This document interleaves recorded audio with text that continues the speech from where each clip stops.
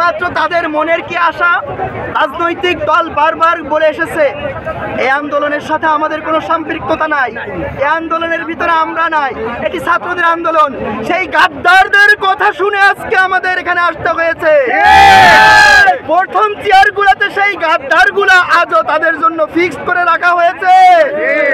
আজকে আমার জুলাই যোদ্ধা ভাইরা যাদেরকে আজকে প্রথম কাতারে রাখা উচিত ছিল, যারা আজকে অনুষ্ঠানের পর, যারা আজকে অনুষ্ঠানের প্রধান অতিথি, তাদেরকে না রেখে রাখা হয়েছে জুলাই গাদ্দার, রাখা হয়েছে কিছু সুশীল, রাখা হয়েছে লম্বা লম্বা মৌচালা কিছু মির্জাফর। আমরা এদেরকে ঘৃণা করি, যাদেরকে আমরা আন্দোলনে পাইনি। আমি একজন জুলাই যোদ্ধা, যাদেরকে আমরা কখনো সাথে পাইনি, যারা আমাদেরকে কখনো কোনো কথা দিয়ে সহযোগিতা করেনি, তারা আজ হয়েছে প্রধান অতিথি। এটাদের জন্য লজ্জার। আমরা চাই এটার আইনি স্বীকৃতি হোক। জুলাইকে শুধুমাত্র পাথরে এবং কাগজে কলমে সীমাবদ্ধ না রেখে এটার বাস্তবায়ন হোক। 18 কোটি জনতা এই জুলাইয়ের সুফল ভোগ করুক, বৈষম্য দূর হোক। আমি সকালে একটি সংবাদ দেখলাম, আমাদের আইজিপি মহোদয় এখানে এসে হুমকি দিয়েছেন। আইজিপি মহোদয়ের কাছে আমার প্রশ্ন, আপনার এখানে যে আইজির জন্য একটি ব্যাজ পরিধান করেছেন, ওই ব্যাজটা ওটা ব্যাজ নয়, ওটা শহীদের রক্ত, শহীদ আবু সাইদের রক্ত, শহীদ মুগ্ধের রক্ত, শহীদ ওয়াসিমের রক্ত। যদি আমার ভাই আজকে রক্ত না দিত, আপনি আইজিপি হতে পারতেন না। আমার ভাই যদি রক্ত না দিত, আপনার এখানে তলোয়ার র্যাঙ্ক উঠতো না, আপনার জেনারেল র্যাঙ্ক উঠতো না।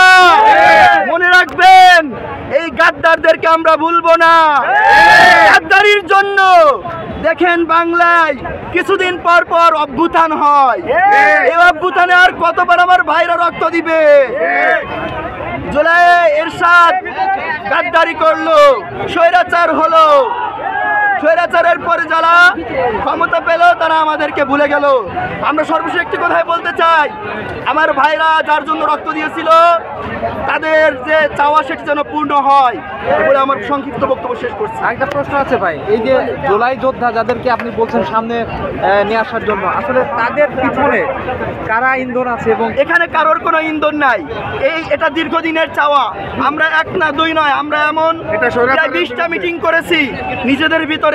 আমরা বারবার বলে আসছি যে জুলাইকে আইনি স্বীকৃতি দিতে হবে এবং আমার ভাইদের যে চাওয়া ছিল এটি দূর করতে হলে অবশ্যই এটার আইনি স্বীকৃতি লাগবে। কারণ আইনি স্বীকৃতি না হলে বাংলাদেশে শুধুমাত্র মোড়ে মোড়ে কিছু ভাস্কর্য হবে, কিছু মূর্তি হবে এবং কাগজে কলমে এবং পাথরে সীমাবদ্ধ থাকবে আমার ভাইদের স্মৃতি।